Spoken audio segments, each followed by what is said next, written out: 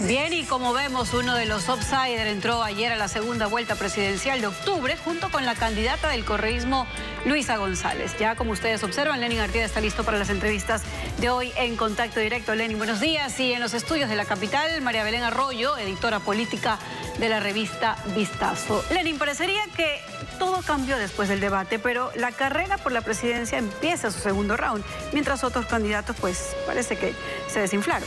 Y ese segundo round, Samantha, empieza desde cero. Resta ver qué va a pasar con el electorado de los otros presidenciables. Y vamos a darle una primera lectura a estos resultados para un gobierno express con María Belén Arroyo. Muy buenos días. Bienvenida, María Belén, a Contacto Directo. Buenos días, Lenin. Es quizás muy temprano para entender el fenómeno electoral de Daniel Noboa, quien hasta antes del debate aparecía de quinto, de sexto, de séptimo en las encuestas, pero en el resultado final lo rompe todo. ¿Qué fue lo que pasó? Gracias, Lenin. Buenos días a ti y a la audiencia tan amplia que nos saluda. Feliz inicio de semana. Efectivamente, ayer fue una jornada de sorpresas, de sorprendidos, y destacamos esta, la de Daniel Noboa. En julio 20 de este año, Vistazo publicó un especial en el cual aseveraba que el voto ecuatoriano en la jornada del 20 de agosto iba a ser definida por un grupo particular etario específico, de los electores menores de 42 años. A saber, Lenin, 3 de cada 5 electores tienen menos de 42 años. Al momento de que se publicó este estudio en Vistazo, mencionábamos que era el grupo donde se encontraba asentado el mayor porcentaje de indecisión. ¿Qué es lo que pasó?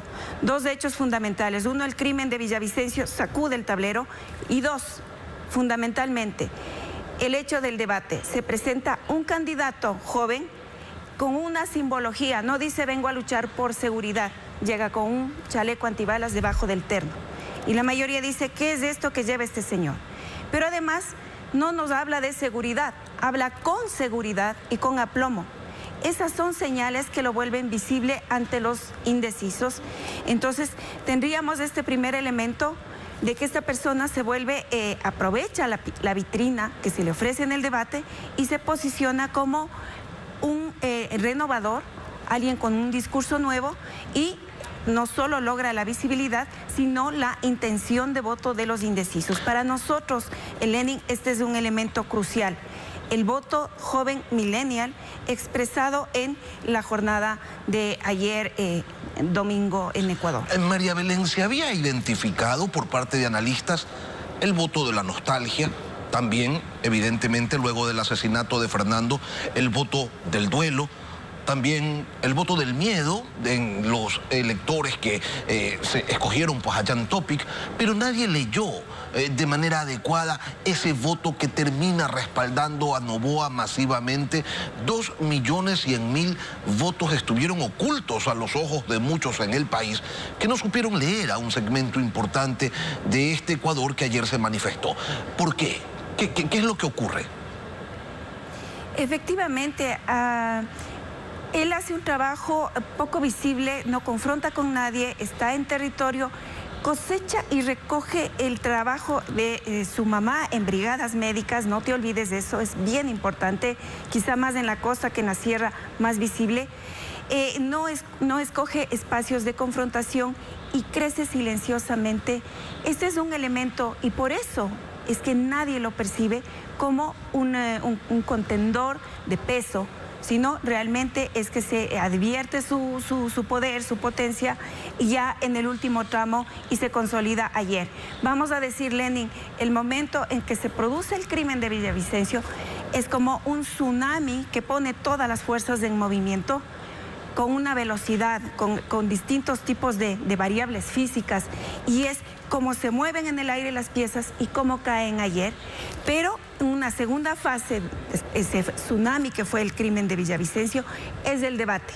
Se habló mucho de la mala estructura, de la mala calidad del modelo que no permitía conocer de fondo, pero ese pequeño espacio de exhibición lo aprovecha eficientemente un candidato aplomado, y en el imaginario de quienes estuvieron mirando ese debate, yo he escuchado a gente muy joven, wow, qué preparado este candidato, es súper joven, pero me muestra que solvente en las cámaras. María Belén, me está dando algún mensaje. Hablemos ahora de la tercera etapa, que es en lo que se va a constituir esta segunda vuelta. El mostrarse como un antipolítico, alejado del dilema correísmo-anticorreísmo, ¿le va a alcanzar a Daniel Noboa para llegar a la presidencia de la República o va a requerir de algo más?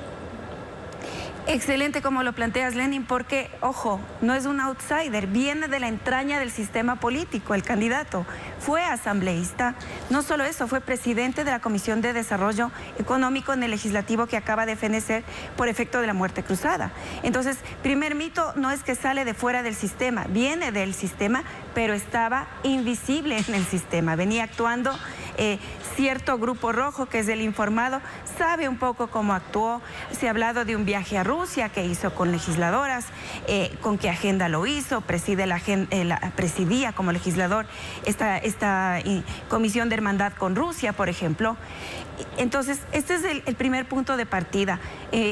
Debemos entender que se cierra un proceso y se abre un nuevo.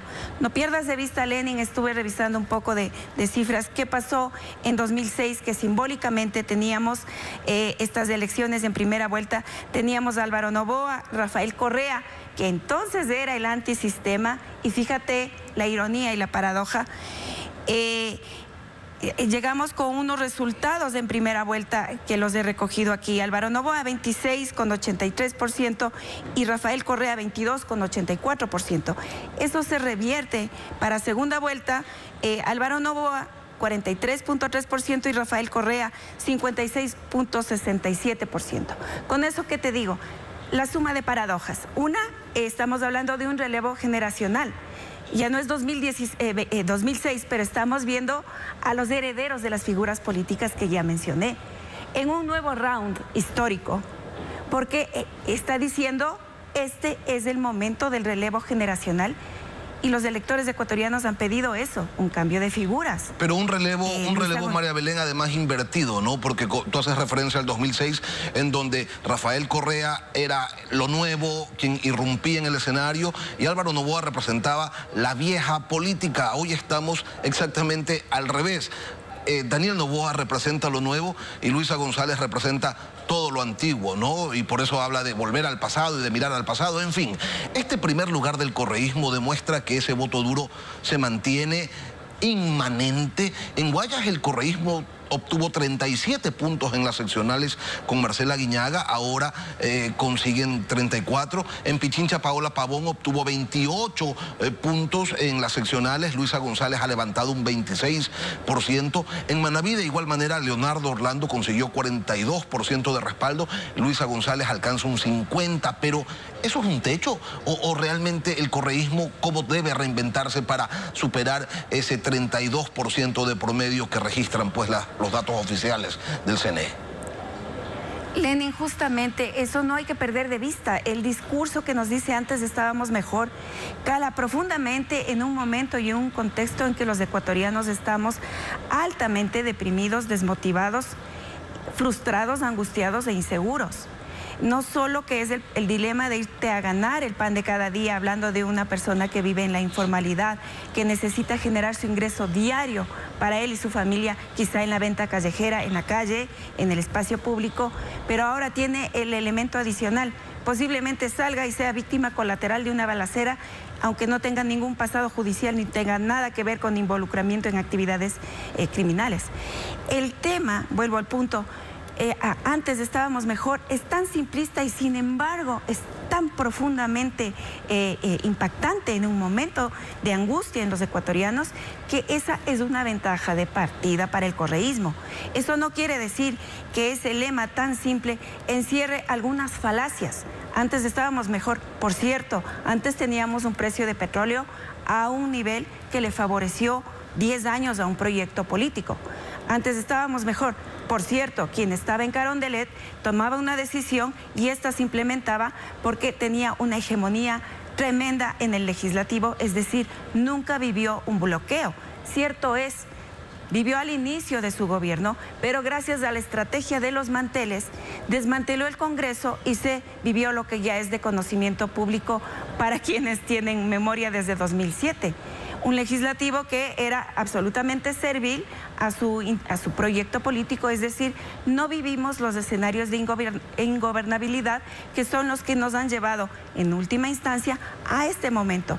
El bloqueo que vivió Lasso en sus 2 años no cumplidos de gobierno, recientemente cumplidos quiero decir, se debe en parte a esta obstrucción permanente desde el legislativo, y eso es lo que en la Revolución Ciudadana no se tuvo. Entonces, antes estábamos mejor, es muy simple de decir, más complejo de explicar, pero es algo con lo que tiene que luchar desde la estrategia política, desde el discurso, el nuevo contendor, Daniel Noboa, este joven nacido en noviembre 30 del año 87 y que encarna el ideal de un cambio y expresa el voto de los jóvenes en Ecuador. Que advertíamos se iba a presentar ayer domingo. Otra de las sorpresas de la noche fue la llegada de Otto Sonnenholzner en 5º lugar. Eso estaba pues por fuera de cualquier previsión. ¿Cuáles fueron los errores de esa campaña? Sí, Lenin, posiblemente es que Otto no tuvo solvencia para explicar la propuesta frente a seguridad en el debate. He conversado con gente informalmente que me decía, no le pude entender qué me planteaba sobre tema seguridad, y no sé si recordamos, se volvió blanco de ataques por el hecho de haber pertenecido a un gobierno, aunque fugazmente, temporalmente, como vicepresidente de Lenín Moreno. Esto lo volvió como un blanco de ataque. Para algunos era bueno, porque se volvía como una especie de foco de atención. Yo creo que ayer se demostró que esto fue malo, que realmente es que él no pudo presentar ni vender quién es, ni su plan con eficiencia, porque se volvió más potente la necesidad de que se defienda de acusaciones sobre usted representa un lastre del pasado, y yo pensaría que ese es un factor gravitante que explica lo que pasó ayer con él, este error estratégico de no usar la tribuna de este debate para exponer ideas con claridad y presentar una propuesta que sintonice con los ideales de la gente. María Belén, Jan Topic, monotemático, pero con una narrativa que aparentemente era sólida en el tema que más le preocupa a la sociedad, la inseguridad, no fue suficiente. Termina 4º en estas elecciones. ¿Por qué no termina de cuajar esa candidatura que estaba centrado en lo que es la principal preocupación, la principal necesidad de esta sociedad? Excelente reflexión, y yo también me la he hecho, y un poco me pregunto si es el hecho de que tiene marcados intereses con familiares, empresariales, con un conglomerado de empresas que ha tenido contratos con el Estado, y hay una percepción en los ciudadanos de si puede haber marcados conflictos de interés. ¿Hasta qué punto eso ha pesado en, digamos, debilitar su propuesta? La propuesta de él, por lo demás, sumamente monotemática. Efectivamente, en el debate él hablaba casi todo el tiempo del tema seguridad, pero también la gente ha percibido que la respuesta no necesariamente es bala, es armada, es fuerza. Quizás a él le faltó articular algo que sintonice con un tema que no deja de estar presente: el tema derechos ciudadanos, garantías en medio de un contexto de violencia. Este es el momento de debatir cómo enfrentar la arremetida del crimen organizado en la sociedad ecuatoriana, que fue capaz de asesinar a un candidato presidencial que gozaba de protección policial, pero no solo con la fuerza, sino también con las ideas y con los consensos de sectores de la sociedad. Quizás advierto que el candidato Topic no fue tan eficiente en convocar un poco de reflexión, sino únicamente convocar el discurso de la fuerza, y eso no le alcanzó, porque en el momento que vivimos es bien complicado, Lenin, y no hay que perder de vista que la respuesta no es solamente la fuerza. Hablemos de ese 3er puesto que alcanza la candidatura de Fernando Villavicencio, de Cristian Zurita. ¿Estamos ante un hecho puntual de voto pésame, o realmente hay un segmento dispuesto a respaldar un proyecto que se quedó sin líder? Excelente, sí, efectivamente, Lenin. ¿Qué es lo que explica que llegue a un 3er puesto el candidato Zurita? Yo creo que un componente importante es emocional. es este factor de indignación, de decir, bueno, no estuvo ni siquiera en el debate este candidato, ¿qué hubiera pasado? ¿Qué iba a denunciar? ¿Qué iba a decir en ese escenario? ¿Hubiera influido positivamente a favor de él? Acuérdate que no estaba entre los 3 primeros puestos, no se le ubicaba a Fernando Villavicencio antes del crimen. Se hablaba de que venía creciendo, pero nuevamente aquí habrá un punto de inflexión. Es que las encuestas como nunca se han posicionado como instrumentos para plantear, para simular realidades en este proceso electoral, y han generado confusión. Y me remito a las encuestas que nos decían que no subía, el candidato Villavicencio tenía fuerza, pero no había alcanzado los 3 primeros lugares cuando se produce el asesinato. El crimen que ocurre de Fernando hace que muchos de los electores le entreguen simbólicamente a él, le entreguen a sus seguidores, a su organización política, el legado o la misión de fiscalizar desde el legislativo el trabajo, el legado que él plantea, ¿no es cierto? Va a continuar fiscalizando desde la Asamblea su grupo, pero él, su movimiento, queda en tercer lugar. Esto es sumamente simbólico, sí. Refleja un tema emocional de los electores. Para mí es un factor que sí ha pesado a Leni. María Belén, ahora, ¿qué les pasa a Yacu Pérez? Ya vamos a solucionar el problema del apuntador. Estamos dialogando con María Belén Arroyo. Y quiero consultarle, ¿qué les pasó a Yacu Pérez, a Javier Hervas? ¿Dónde estuvo el voto indígena? ¿Dónde se ubicó el voto de la izquierda? ¿Se terminó diluyendo quizás? Y le pregunto esto porque entre los dos, entre Yacu Pérez y Javier Hervas, en 2021 llegaron a un 35% del electorado. En esta ocasión, entre los dos, no llegan al 5%. Un 30% del electorado los abandona. El voto definitivamente no parecería ser ideológico en el Ecuador. Efectivamente, esta lectura nos obliga a pensar que el elector ecuatoriano busca novedad, propuesta nueva. Aquellas 2 figuras fueron disruptivas en 2021. Llegaban con propuestas nuevas e innovadoras, pero eran candidatos frescos. Hoy estamos leyendo estas señales. Se pide nuevas figuras y nuevos discursos.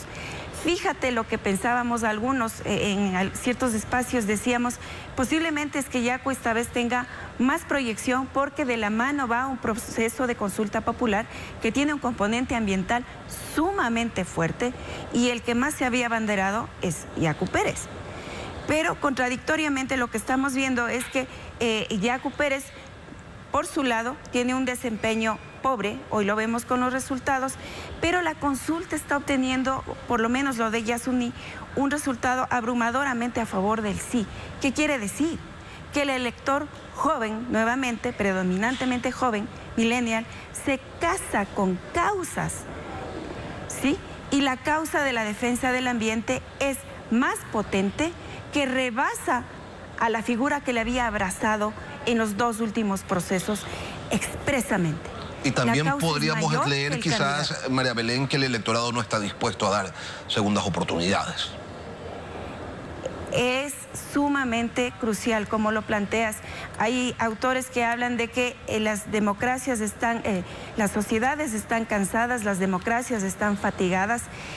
Quizás la lectura correcta de este momento político este es un llamado final a la élite política, a la clase política, para que se sintonice con la demanda del pueblo ecuatoriano, de electores que quizás no tienen trabajo, no han tenido oportunidad de entrar a la universidad o han estudiado estudios, especializaciones, maestrías, doctorados y no encuentran posibilidades de realizarse profesional, económica y humanamente en este país, están migrando.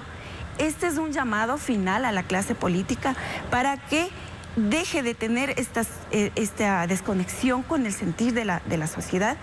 Le están diciendo, le llamo a una nueva persona y le quiero dar una nueva oportunidad. Leámoslo así. Es la última oportunidad de un país desangrado por el crimen organizado.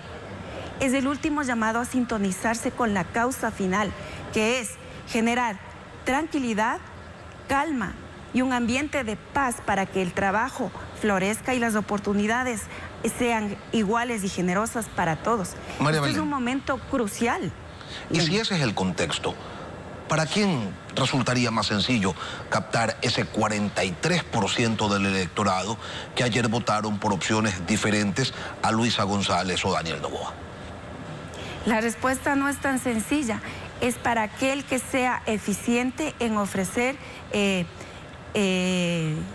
cuestiones concretas, que pasen ya de lo discursivo y que entren por el tema real.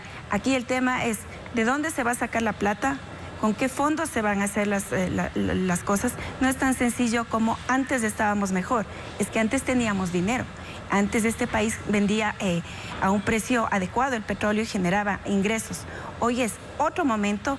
Cierto, es complicado, complejizado por el hecho de que el país se ha pronunciado por dejar el crudo bajo una zona que es un rincón del Yasuní, apenas una zona pequeña y sin embargo con una producción importante de crudo. Entonces, la candidatura que logre esbozarnos un plan de acción concreto en un tiempo récord, que es el de estas pocas semanas hasta segunda vuelta, es el que va a encontrar la respuesta final en el proceso de segunda vuelta. Yo no tengo la respuesta, es una gran interrogante, es un signo de interrogación. Hoy deben estar volviendo a foja cero y diciendo ambas candidaturas. Hoy empieza un nuevo momento. Necesitamos no promesas, sino concreciones, porque estamos en un momento definitivo. El tema seguridad está en agenda y debe estar no solo como algo etéreo, sino como debe ser una propuesta concreta. ¿Cómo salimos de este momento como sociedad ecuatoriana cuando la persona, el ciudadano común, tiene miedo de salir a la calle y ser víctima de un atentado? Nuevamente será el debate, en esta ocasión el debate de segunda vuelta, determinante como pasó pues en este primer episodio. Yo pensaría que sí, pero en la medida que haya la flexibilidad para llegar a comprender propuestas de fondo. El formato que tuvimos anteriormente, como yo lo he escuchado en diversos foros, lo que hacía es que se interroguen los candidatos entre sí y eso no llevaba necesariamente a la profundidad de las propuestas, sino a una suerte de acusaciones, defensas que no llevaban a mayor cosa sino a la confrontación. No sé cuál margen de maniobra hay en este momento, qué posibilidad hay de incorporar el trabajo periodístico. Los periodistas que le dirigieron el anterior proceso trataban de hacer su trabajo y fíjate, Lenin, lo más productivo salió al final cuando es que los periodistas hacían su trabajo de repreguntar.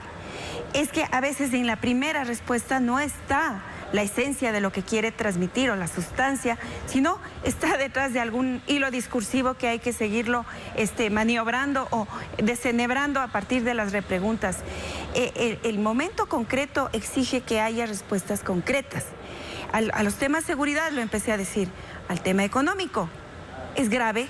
También, efectivamente, yo creería que son los principales, pero no habría que soslayar un tercer punto, Lenin, el tema político.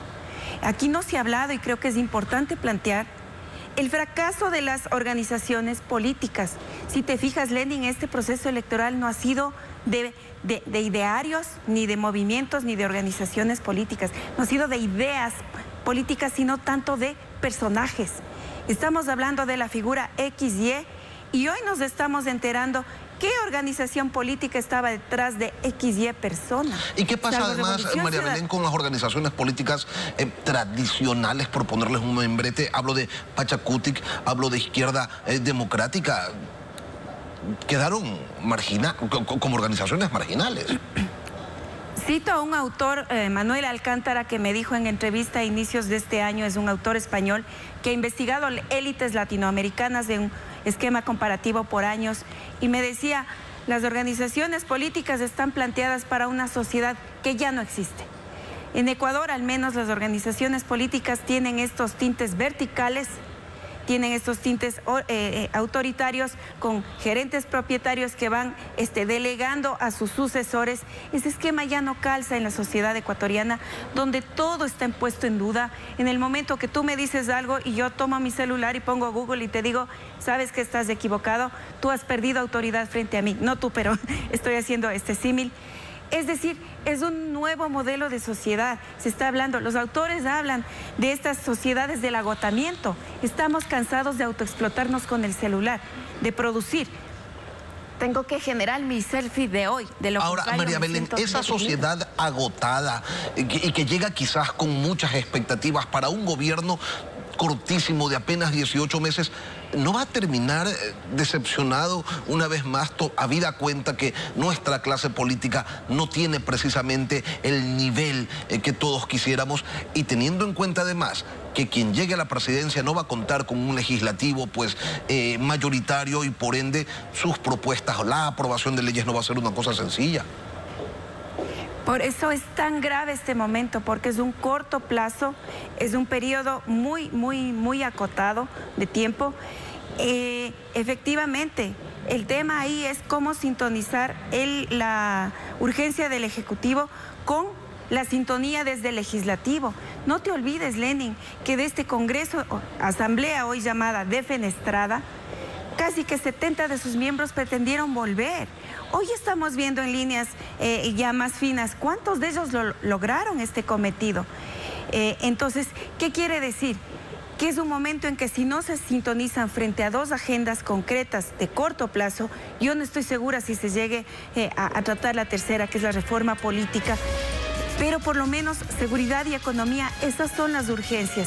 ¿Qué leyes son importantes, Lenin? Extinción de dominio, para que las organizaciones políticas sepan que los bienes mal habidos les van a ser quitados de una manera eficiente. Ese debate ya se dio y no tuvo curso en un anterior periodo legislativo. Esta es ahora una señal, y quizás sea el mandato que deba recoger el grupo parlamentario que llega cobijado por la bandera de la memoria de Fernando Villavicencio. Este debería ser su primer tema a plantear. ¿Saben qué? Queremos una ley de extinción de dominio, que sepan las organizaciones criminales que van a ser atacadas donde más les duele, el bolsillo. Que con esa plata mal habida no van a poder comprar jueces, amenazar a personas, pagar a sicarios de otros países que vengan y se hagan la plata disparando cobardemente contra ciudadanos que están aquí expuestos como Villavicencio. María Belén Arroyo, editora política de Revista Vistazo. Gracias, María Belén, como siempre, por acompañarnos aquí en Contacto Directo. Siempre a las órdenes, de un privilegio acompañarte, Lenin. Buenos días. Un buen día para ti.